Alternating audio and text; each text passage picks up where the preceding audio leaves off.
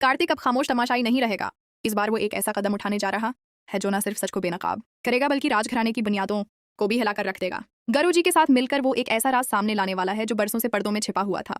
मोहनीसा और अमायरा की चालाकियों का जाल अब टूटने के करीब है, क्योंकि कार्तिक के पास वो सबूत हैं जो हर झूठ को मिटा देंगे। वो सीधा समैयर के सामने खड़ा होकर वो हकीकत बयान करेगा जिसे सुनकर सब कुछ बदल जाएगा।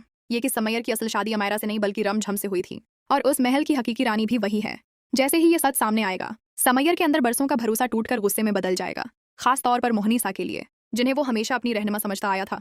इस बार समैयर फैसला करेगा कि सच के साथ खड़ा होना ही उसका फर्ज है, चाहे उसके लिए उसे अपने ही रिश्तों के खिलाफ क्यों ना जाना पड़े।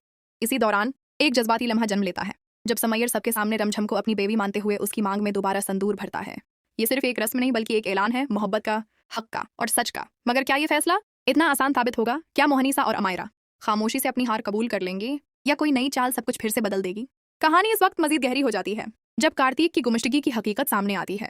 जिसे सब एक धोखेबाज समझ रहे थे, वो दरअसल सच का सबसे बड़ा गवाह निकलता है। मोहनीसा ने ही उसे धमका कर दूर किया था ताकि हकीकत हमेशा के लिए दफन रहे, लेकिन किस्मत को कुछ और ही मंजूर था।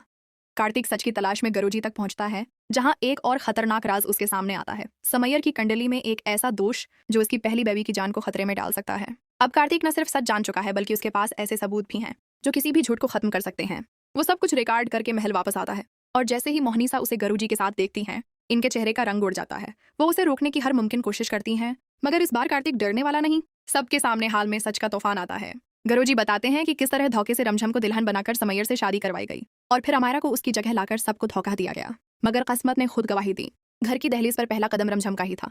जब कार्तिक सीसीटीवी फुटेज और अपनी रिकॉर्डिंग सबके सामने पेश करता है, तो हर कोई खामोश रह जाता है। समैयर के पास अब इनकार का कोई रास्ता नहीं बचता।